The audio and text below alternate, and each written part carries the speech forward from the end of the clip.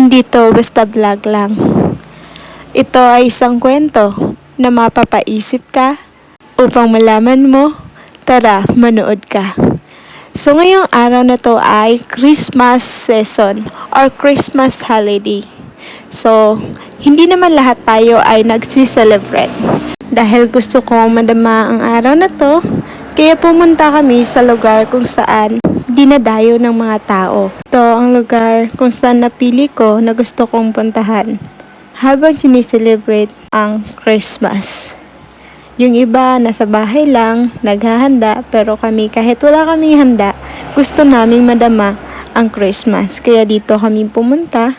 Kasi kahit hindi mo naman kakilala ang mga tao doon, matutuwa ka habang nanonood sa kanila, habang sumasabay sa agos ng tubig. Hindi naman kasi importante ang ingranding handaan para maging masaya. Kasi may mga tao talaga na kahit sa maliit na handa ay magiging masaya na.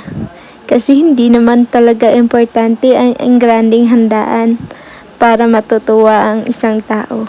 Minsan, kailangan lang dapat nating ma-appreciate ang isang bagay kung anong meron tayo. Kaya habang maisubo ka pa, isubo mo na. Habang bata ka pa, gawin mo kung ano ang gusto mo. Huwag kang makinig sa ibang tao. Kasi, ang taon ay hindi nagbabago. Dinadagdagan lang ng isang numero. Pero tayo, tumatanda tayo habang dinadagdagan ng isa pang taon. Kaya sa taong ito, lubos-lubusin mo na. Kasi hindi mo alam kung hanggang saan ka lang. Ang importante, wala kang tinatapakang tao at walang taong naaagrabyado. Kaya enjoy your life habang bata ka pa.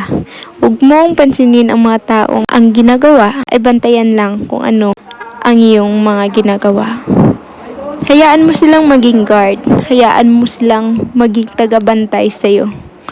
Kasi, habang ikaw umaangat, sila nakatunganga. Hindi man ikaw ang taong successful sa buhay, tandaan mo, may lugar sa taong nagsusumikap.